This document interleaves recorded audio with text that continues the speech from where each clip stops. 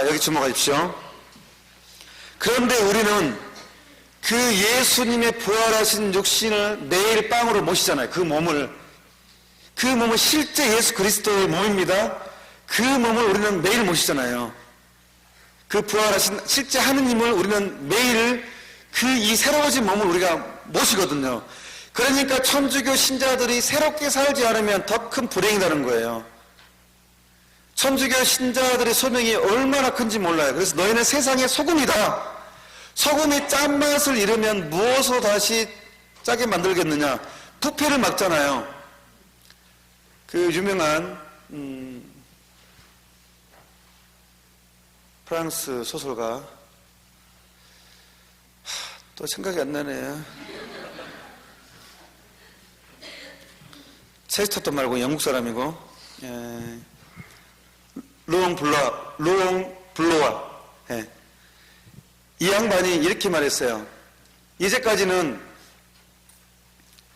세상이 타락하면 교회가 소금의 짠맛의 역할을 했대요. 항상 브레이크 역할을 해줬대요, 교회가. 그런데 교회가 부패해버리면 희망이 없다는 거예요, 세상은. 세상이 부패해도 희망은 있어요. 왜? 교회에서 항상 그 브레이크 역할을 해주고 짠 소금의 역할을 해줬기 때문에 부패를 막아줬대요.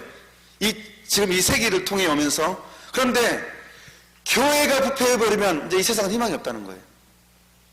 교회가 부패해버리면. 우리거든요, 이제.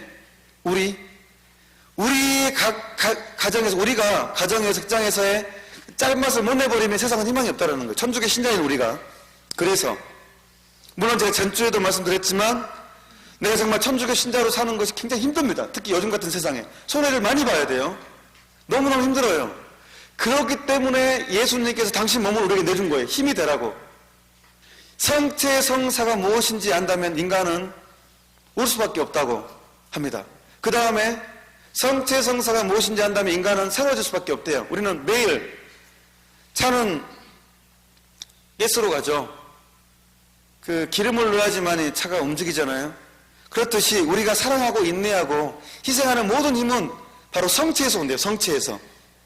근데 우리는 자꾸 내 힘에 의존하니까 자꾸 실망하고 분노하고 포기하고 인내력을 잃고 자절을 잃고 그러는 거예요.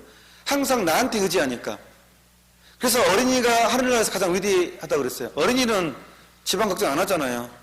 얘들은 집에 모기지가 얼마인지 모르잖아요. 얘들은 차보험 들었어 얘기하지 않잖아요. 당연히 알아서, 부모가 알아서 내가 걱정하지 않아도 부모님이 알아서 하잖아요. 얘들은. 그래서 성서의 정신은 뭐냐 그러면 하늘나라는 어린이가 가장 위대하다고. 바로 이것은 성체성사하고 연결됩니다. 온전히 의탁할 수 있거든요. 온전히 의탁하는 사람은 온전히 힘을 발휘하거든요. 그래서 성체성사를 온전히 받아들일 자세와 온전히 받아들이는 준비로 매일매일 하루하루 시작하면 분명히 여러분 삶에, 우리의 삶에 변화가 있을 것입니다. 분명히. 없을 수가 없습니다.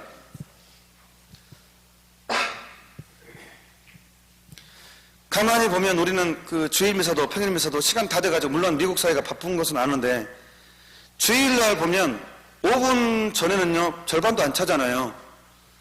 5분 전에는. 한국에서 미사 끝나고 미사 시작한 지 꼭 10분 후에 온 사람이 있었대. 10분, 20분에서 20분 사이에 매일 그 시간에 와요. 미사 시작하고 나서 꼭 10분 후에. 근데 어느 날 그 본당에서 미사가 옮겨졌습니다. 30분 당겼어요. 공지를 했습니다. 근데 그 자매는 역시 미사가 시작하고 나서 꼭 10분 후에, 늦어졌는데도 불구하고 당긴 게 아니고 미사가 늦어졌어요. 그러니까 만약에 10시 미사했다고 하면 10시 반에 했어요. 근데 그 자매는 언제 할게요? 역시 미사 시작하고 나서 20분 후에. 역시 습관이에요, 습관. 미사. 그래서 우리가 성체성사를 받아 모시기 위해서는 최소한 한 10분 전에는 와서 최소한입니다. 보통은 그렇게 저는 어릴 때 그렇게 험하게 살아도 고등학교 때부터는 제가 20분 전에는 왔습니다. 성당에 미사하기 위해서는.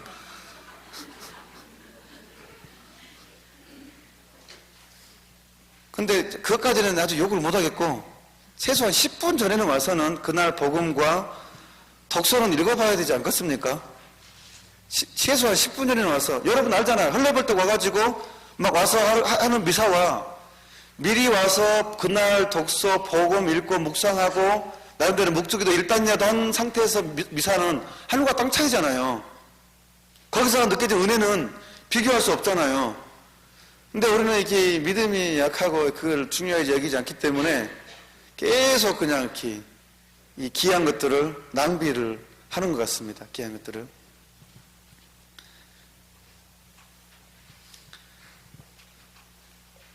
아무튼 예수님의 몸은 그 영광스러운 상태로 하느님의 생명에 참여한다. 고로 우리는 매일 그 예수님의 몸을 누림으로 우리도 역시 매 순간 하느님의 영광에 참여한다는 것입니다. 밑에 구원의 의미와 그 구원 효과가 있습니다. 650이랑 같이 한번 읽어봅시다. 그리스도께서 일으켜지지 않으셨다면 우리의 선포도 실상 헛된 것이고 여러분의 믿음도 헛된 것입니다. 부활은 무엇보다도 그리스도께서 친히 행하시고 가르치신 모든 것들을 확인해 주는 것입니다.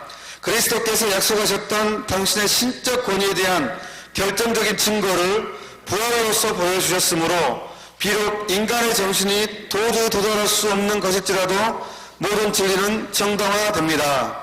522양 그리스도의 부활은 구약의 약속과 예수님께서 지상 생활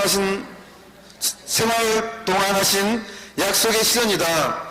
성서 말씀대로라는 표현은 그리스도의 부활이 그 예언들을 성취하는 것이라는 점을 가리킨다.